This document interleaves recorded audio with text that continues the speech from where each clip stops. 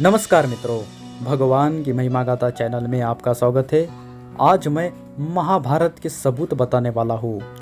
महाभारत दुनिया का सबसे बड़ा महाकाव्य ग्रंथ है, जिसे भारत का सबसे ऐतिहासिक ग्रंथ माना जाता है। हिंदुओं के काव्य ग्रंथों को पंचम वेद माना जाता है। महर्षि वेदव्यास ने संपूर्ण विवरण के साथ यह ग्रंथ लिखा था। हिंदू धर्म में माना जाता है कि महाभारत में वर्णित घटनाएं सत्य और प्रामाणिक है, लेकिन फिर भी बहुत से लोग इसे काल्पनिक मानते हैं। इसे धर्म और अधर्म के बीच हुआ सबसे बड़ा युद्ध माना जाता है, लेकिन महाभारत को लेकर हमेशा ही बहस होती रहती है। आज के आधुनिक इतिहासकार इस पर विश्वास नहीं करते हैं।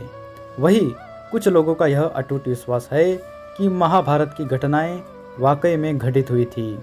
ऐसे कई सबूत आज भी मौजूद है, जिससे यह पता चलता है कि श्री कृष्ण ने धरती पर जन्म लिया था और महाभारत असली है।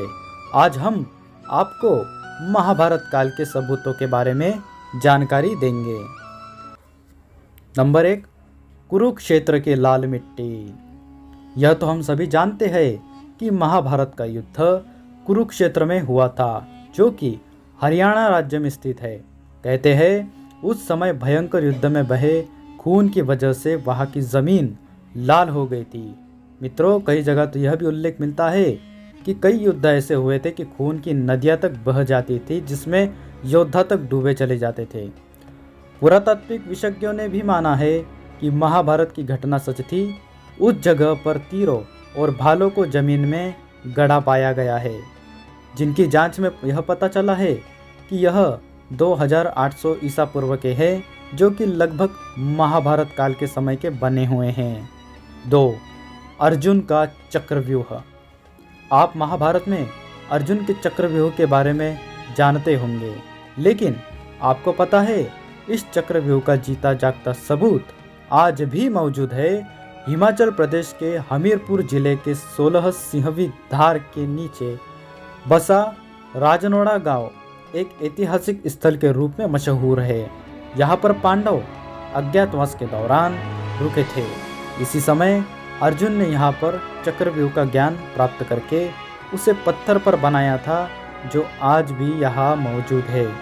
इस चक्रव्यूह को ध्यान से देखने पर पता चलता है कि अंदर जाने का रास्ता तो साफ दिखाई देता है, लेकिन बाहर आने का रास्ता पता नहीं चलता।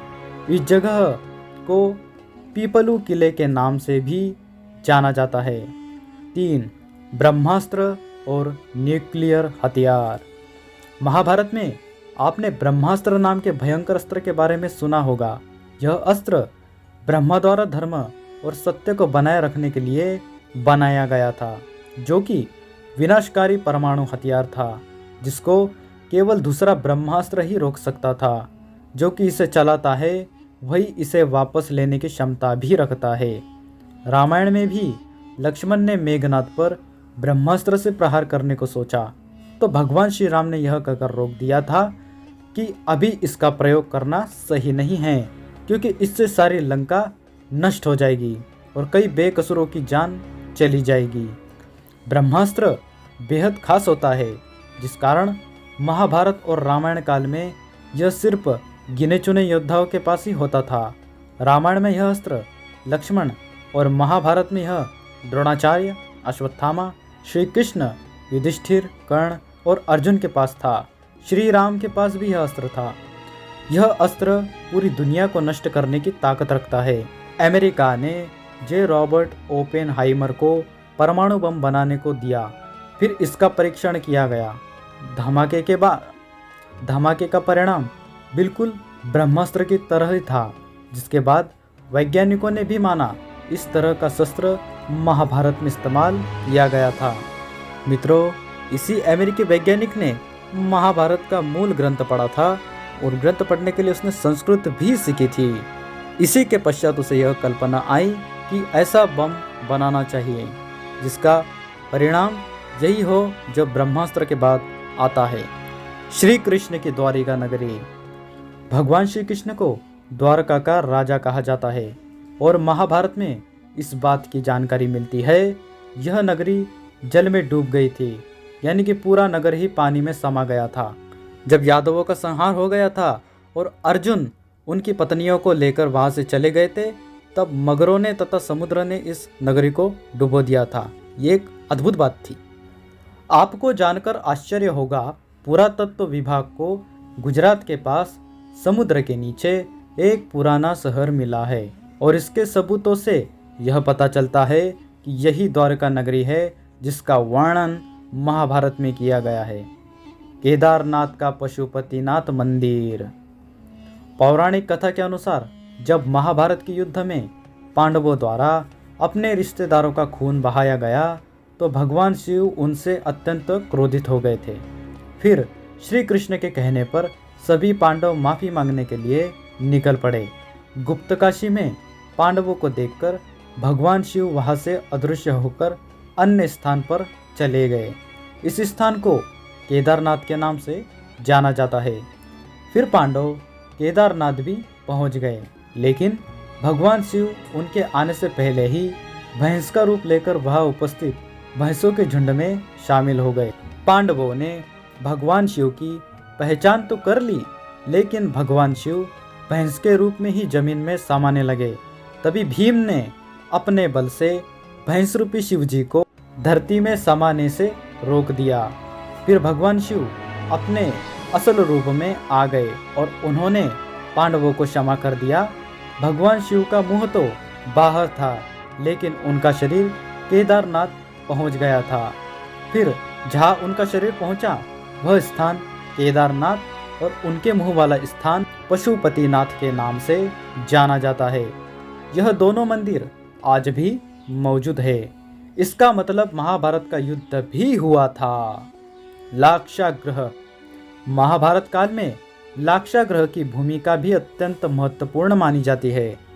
जो लाक्षागृह कौरवों ने पांडवों के लिए बनाया था, उस लाक्षागृह में पांडव 1 वर्ष तक रहे थे, परंतु उनको उनकी योजना पता चल ही गई थी। कौरवों ने पांडवों को जलाने की साजिश के लिए लाक्षागृह का निर्माण करवाया था, लेकिन पांडव सुरंग से निकलकर बाहर 1 वर्ष के बाद आ ही गए। कहा जाता है आज भी यह सुरंग उत्तर प्रदेश के बरनावा नामक स्थान पर मौजूद है। महारथी कर्ण का अंगराज्य। कुंती के सबसे बड़े पुत्र दानवीर कर्ण अंग देश के राजा थे, जो उन्हें दुर्योधन ने उपहार में भेंट किया था। आज अंग देश को उत्तर प्रदेश के गोंडा जिले के नाम से जाना जाता है।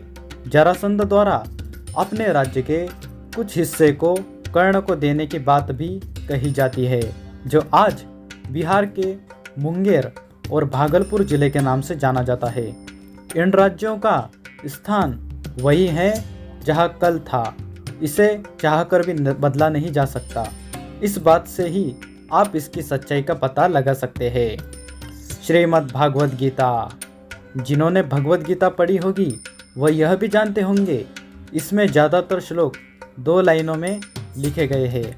आप किसी भी श्लोक को पढ़े और समझे तो वह कम शब्दों में बहुत अधिक बात कह देते हैं, जैसे गागर में सागर।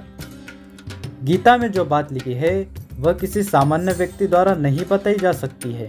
भले ही मानव सभ्यता का काफ़ी विकास हो गया हो, लेकिन आज भी गीता में वह ज्ञान है जो अकल्पनीय है, जिसे सामान्य व्यक्ति सोच भी नहीं सकता, जिसे सिर्फ भगवान ही बता सकते हैं। यह सबूत है कि भगवान श्री कृष्ण थे जिन्होंने गीता का ज्ञान अर्जुन को दिया था। अगर अर्जुन थे तो पांडव भी थे, इसका मतलब महाभारत भी हुआ था। घटोत्कच का कंकाल। कुरुक्षेत्र के पास ही भारतीय पुरातत्व विभाग को खुदाई के समय बेहद ही विशाल आदमी का कंकाल मिला था, जिसको देखकर यह पता चलता था कि यह कंकाल किसी साधारण मनुष्य का नहीं है। तभी यह बात उठने लगी है कि यह कंकाल घटोत्कच का है। महाभारत काल के घटोत्कच के बारे में तो आप सभी जानते होंगे। जब भीम और हिडिंबा का पुत्र घटोत्कच महाभारत की युद्ध की लड़ाई करने आया, तब कर्ण ने अपनी शक्ति से उसको मार दिया था। महाभारत के महाकाव्य में दिया गया घटोत्कच का वर्णन भी इसी कंकाल के समान है। अश्वत्थामा। अश्वत्थामा महाभारत के उन सबूतों में से एक है जो इसके साथ सोने का वास्तविक सबूत है। द्रोणाचार्य का पुत्र अश्वत्थामा अत्यधिक बुद्धिमान और प्रभावशाली था। बचपन से ही अश्वत्थामा के माथे पर एक मणि था, जिस कारण उसे कोई हरा नहीं पाता था। इतिहास में कई बार लोगों ने अश्वत्थामा को देखने जाने की बात कही है। इतिहास में तो यह भी लिखा है कि अश्वत्थामा ने ही पृथ्वीराज चौहान को उनका शब्द वैदिक बाण चलाना सिखाया था। आज भी भगवान शिव का एक ऐसा मंदिर है जहाँ अश्वत्थामा रोज सुबह आकर जल और फूल चढ़ाते हैं। जब महाभारत के युद्ध में अश्वत्थामा के पिता गुरु द्रोणाचार्य को कपट नीति अपनाकर मार दिया गया था, तो अश्वत्थामा ने गुस्से में आकर द्रौपदी के 5 पुत्रों का सोते समय वध कर दिया था। फिर अर्जुन ने गुस्से में आकर अश्वत्थामा का पीछा करने लगे। तभी अश्वत्थामा ने अर्जुन पर ब्रह्मास्त्र छोड़ दिया था। उन्हें वापस लेने के लिए कहा गया। अर्जुन ने तो ले लिया, परंतु अश्वत्थामा को इसकी विद्या नहीं पता थी। तो अश्वत्थामा ने ब्रह्मास्त्र को अभिमन्यु की पत्नी उत्तरा के गर्भ की तरफ मोड़ दिया। श्री कृष्ण ने अबोध बालकों और स्त्री की हत्या को अधर्म बताकर गुस्से में आकर अश्वत्थामा के माथे से मणि निकाल लिया और कलयुग के आखिरी तक उन्हें पृथ्वी पर भटकने का शाप दे दिया। इस प्रकार मित्रों, मैंने आपको महाभारत काल के कई सारे सबूत बता दिए। अब इसमें झूठ तो बोल नहीं सकते हैं। जब प्रमाण ही मिल गया तो प्रमाण को झूठ बोलने वाला व्यक्ति तो सबसे बड़ा मूर्ख होगा। हमारा सनातन धर्म सत्य है, महाभारत काल की घटनाएं भी सत्य है और सारे पुराण भी सत्य है। आशा करते हैं आपको वीडियो पसंद आया होगा। वीडियो पसंद आया तो वीडियो को लाइक कर दीजिए, वीडियो को शेयर कर दीजिए, चैनल को सब्सक्राइब कर दीजिए, बेल आइकन को दबा दीजिए, क्योंकि जब आप वो दबाएंगे तो जब भी मैं आपको वीडियो भेजूंगा वो वीडियो के नोटिफिकेशन आपको तुरंत मिल जाएगी। तब तक के लिए चलते हैं। हर हर महादेव, जय श्री कृष्णा।